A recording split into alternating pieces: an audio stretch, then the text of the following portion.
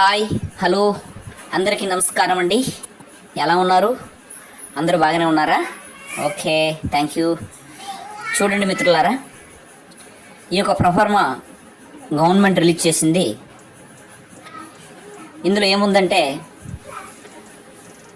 ASR జిల్లా head quarter Paderu నుంచి నర్సీపట్నానికి తరలించాలి అని రాయడం జరిగింది. ఇది ఎంతవరకు కరెక్ట్ అని నేను అడుగుతున్నాను, మీరు కూడా అడగండి.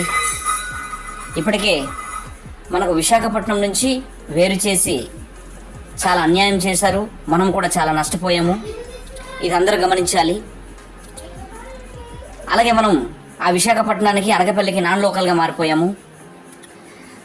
మన జిల్లా హెడ్ క్వార్టర్ తీసుకెళ్ళి అనకాపల్లి జిల్లాకు చెందిన నర్సీపట్నంకి తరలించడం ఎంతవరకు కరెక్ట్ అండి? ఇది ప్రతి ఆదివాసి కూడా ఆలోచించాల్సినటువంటి అవసరం ఉంది. ఇప్పుడు మన యొక్క జీవో నంబర్ 3 అనేటువంటిది పోయింది. గవర్నమెంటుకి అంత సిద్ధశుద్ధి ఉంటే జీవో నంబర్ 3ని పునరుద్ధరించేటువంటి ఆలోచన చేయాలి తప్ప ఈ హెడ్ క్వార్టర్స్ మార్చే ప్రయత్నాలు ఎందుకు చేస్తుంది? ఒకసారి ఆలోచించండి మిత్రులారా.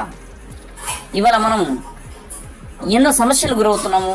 మన భూములు అన్యక్రాంతం అవుతుంది, మన భూములు పాడైపోతుంది, మన భూములు కబ్జాలకు గురవుతుంది.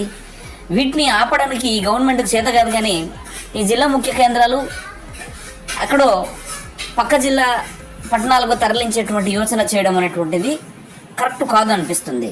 కాబట్టి మిత్రులారా, మీరందరూ కూడా దీన్ని ఒకసారి ఆలోచించి మీరు కామెంట్ రూపంలో తెలియజేయవలసిందిగా నేను మీ అందరికీ కోరుతున్నానండి. అందరూ కూడా తప్పకుండా కామెంట్ చేయండి, కామెంట్ చేసి వీటి కోసము తెలియజేయండి. Thank you.